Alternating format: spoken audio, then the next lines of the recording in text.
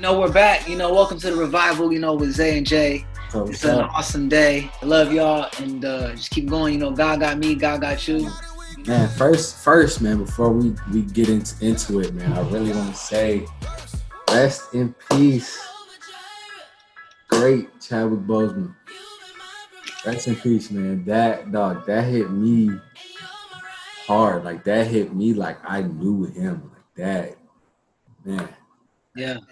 Rest in peace, Chadwick. I definitely understand. He definitely did some things, for Black culture. That's huge. It's huge. What he was able to truly, the impact. That his humbleness. It's crazy. That I too, I saw that picture, where, he had the 42 hat on, and I was thinking, oh, he must be losing weight, for a role. He must be getting ready, for another role. Me not knowing, he's in the fight of his life, So I'm just like, wow. And that's just that just hit me. It was like, what? But it motivated me. It allowed me to see, he had 43 years, and we don't know if we're gonna have tomorrow. So let's do this today. Let's create, and let's motivate and inspire and continue to build and continue to impact and let God use us. The other day when I was in my prayers, and if I was like, God, use my gifts. Really use my gifts, God, please. Like, I don't want to waste, my time. Please. Like, I've been asking God to use me and God's been using me, but God, use my gifts. Man, that's one of my biggest things is like, you feel me? Dying with potential. Man. Like, I can honestly say Chadwick Boseman, I won't say it was everything he had, because, you feel me, who's to say what roles were coming up? You know what I mean? But, like, before he passed this, like, not even just Black Panther, Jackie Robinson, James Brown, Thurgood Marshall, like, when he was on screen, you didn't see Chadwick. You saw whoever he was portraying. Yeah. Like, definitely did, man. He brought characters to life. That was love. It's awesome. That was his gift. He didn't die with potential. Yeah, man. That's awesome that you just pointed that out. And I seen today, he was Disney's like, going back and forth because they're trying to figure out what they can do. What they should do is because they were getting ready for a sequel of Black Panther 2. They were getting ready to prepare. They were preparing for it. So it's like, man, he was still motivated to produce. Like his gift was still like, I want to create. Like, yes, I'm in the fight of my life. Yes, I have good days. Yes, I have a lot of bad days.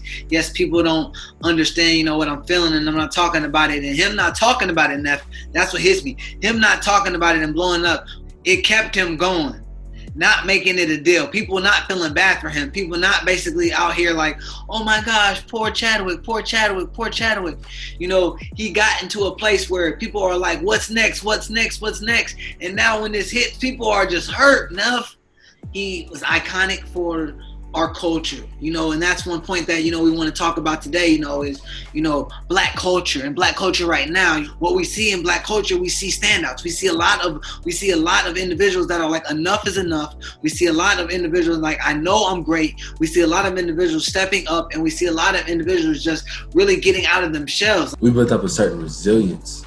With us not being understood, there comes a lot of fear. Also, with the background, we're the most accepting group, and like, you know what I mean? Like, yeah, man, I definitely feel that. You can bring your white, Hispanic, whatever friends to a Black cookout. So what's good? Hey, what up, cousin? Hey, go grab a plate. Go, hey. It's all love. It's all love.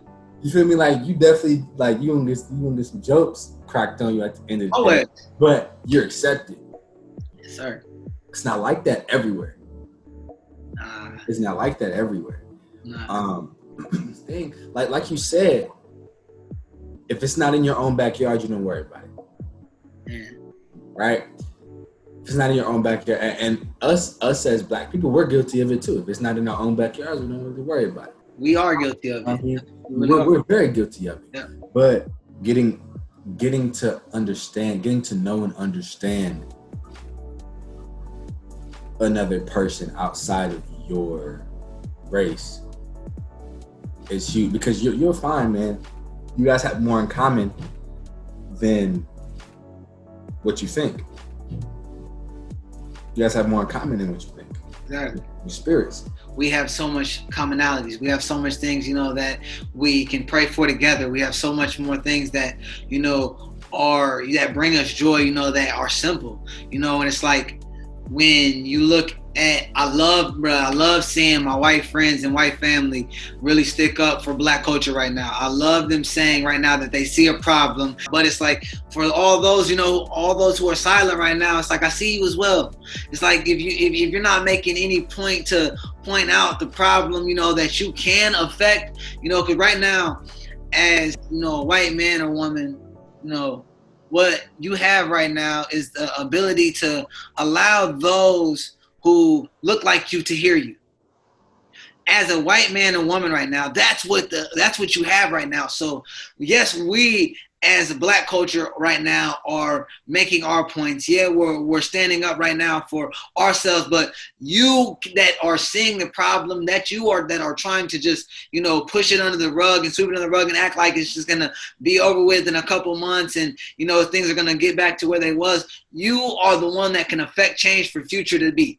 You can affect change for generations. Why? Is because people are gonna hear you. Why? Is because you look like them. I've heard my white friends tell me that that they've been at their family gatherings and their family's been hella racist, and I'm just like, all right, what'd you say? Nothing. Not saying nothing is like, just always like allowing it to be okay. The bystander is just as guilty. Just as guilty. The bystander is just as guilty. Saying something, that's a step in the right direction, but what can we do? You feel me? Yeah. Saying something, stepping up and saying something, cool, great. That's your freedom of speech. I thank you for being on my side, but what can we do? Man, what can we do? I tell you right now, what's on my heart to really like that we should do as a people is we should hold police and people with power accountable, way more accountable. Like, that's what we should do. It's like there should be something put in place where we as Black people shouldn't have to worry about being killed by a cop because the repercussion that they're gonna deal with. If you're wrong, there should be a mandatory 25 years to life sentence. If you shoot that person and take that person's life, I'm sorry. Like, that's what I feel like should be done.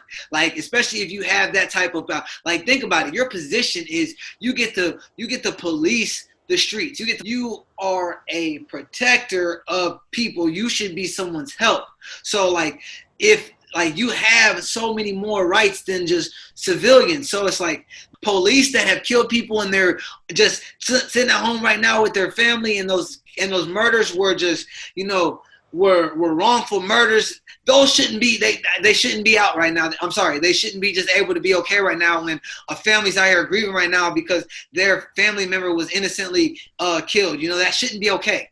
That should not be okay. It shouldn't be allowed that this officer was able to be paid with leave. This shouldn't be okay that this has happened. Yes, right now that things are going on where more and more cops are being held accountable. Every cop should be held accountable. It shouldn't be rolling the dice. No, that's done. No more rolling the dice with situations. Cops should be held accountable for what they do. It also has to be from the cops. It can't just be from us. Yes. You know what I mean? Like, if you go back and look at every video, there's pretty much always been more than one cop. Always. In this video of Jacob Blake, 2 cops. In the other video, George Floyd, 4 cops. 4 or 5? Yeah. All doing the same thing. Just standing there with their hands in their pockets. You feel me? Other video, I saw a picture. This dude with his son on his shoulders, gun pointed right at his forehead with his son on his shoulder. He wasn't doing nothing. And the SWAT was like behind him, and they wasn't saying, they was just like, oh, I don't see nothing. What? Again, if it's not in my backyard, I'm not worried about it. Let's close our eyes and paint paint a picture real quick. If I'm a Caucasian individual, if I'm white, and I see my father, brother, sister, daughter, niece, friend get shot 7 times, point blank range, for no reason. If I see my son, if I'm a white father and I see my son going to the store for his favorite drink and candy, get shot because he had a specific hoodie on and he looked suspicious. Like, we have to stop looking at it as just, oh, that's them. No, look at it as if that's your son, your daughter, you feel me? Like, it's almost gonna take, like, for us to literally paint a picture of that person's family member with the gun held. Like, imagine if somebody brought you feel me, flowers to your home saying, oh, so-and-so got shot by a person that's supposed to be protecting you. I bet you y'all will be burning stuff down too. Is that the smartest thing to do? No, but I bet you y'all will be pissed too. Like, people are just mad right now. Like, our culture is just mad. Like, nothing's being done. Like, this has been going on for years. It's 2020 now, and like, man, I grew up in the 90s. Come on now, and we're seeing so much just pain, hurt, and it's just now being recorded. It's been here. It's been going on. But more people got iPhones. More people got Androids. More people can catch racism in a second than talk about it and then it be in a history book. No, we talking about it today. This is history though being made. Honestly, too though, before things get better, they always get worse. Yeah, true. The good thing about it is these things are being exposed. Yes, sir. You feel me? If stuff is being swept under the rug, I'm never gonna get that stuff that's under the rug unless I uncover what's under. You feel me? And so a lot of stuff is being uncovered as soon as this president, y'all's president, started getting started getting uncovered as soon as he won.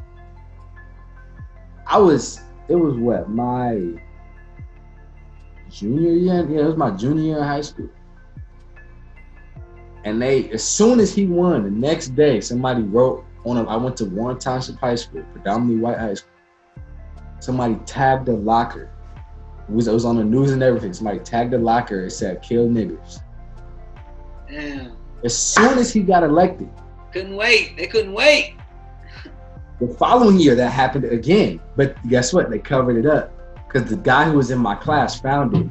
And he was like scared to tell the teacher what it said. And I didn't think to like get up and go rush to look at see what it was. You're like the N-word with the hard R. It was literally like 10 minutes of class left. The bell rung. I went in the bathroom. It was covered up. Then they sent the email out. Like, you feel me? Like, stuff like that. They cover up what they do so things don't escalate. Like, what's crazy to me, a couple things.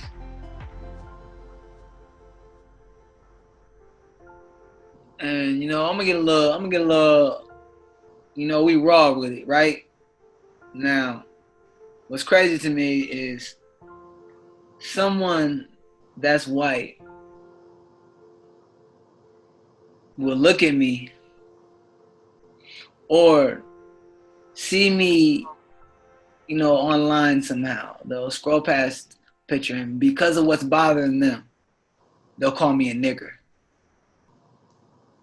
But in that moment of you showing so much hate, you are so ugly and nasty and devilish and evil that I don't care.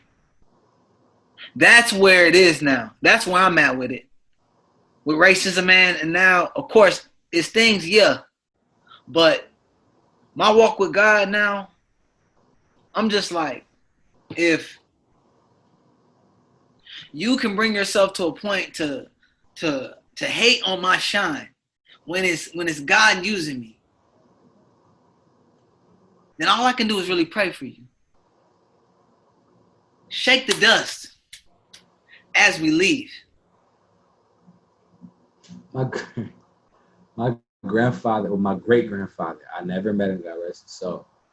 He was a pastor, and they said he used to say, forgive me if I'm saying it wrong, but shake it off. He used to shake it off, back it under your feet. Shake it off, back it under your feet, right? And we've been doing that for so long. Yeah. We've been doing that for so long, and it's only so much you can shake off. You feel me? I'm gonna challenge that. Yes, I'm gonna challenge it. I'm gonna let you. I'm gonna go ahead. Go ahead. Depending on where your belief is, because like you just said, right? You're at the stage now where you can pray for the person, right? Yeah. Not everybody's there. What about that person who's new to this thing? Oh no, 100%. And that's why. What about the person who don't even believe? That's why 100%, exactly. Right? That's why I stopped myself, because I was like, Isaiah, that's not everybody's case. I just wanted to challenge it in the light of when you said, that there's only so much that we can take. As a culture, we have been, I'm sorry, but we have been the bigger man. We have been the bigger woman. We've been the bigger person.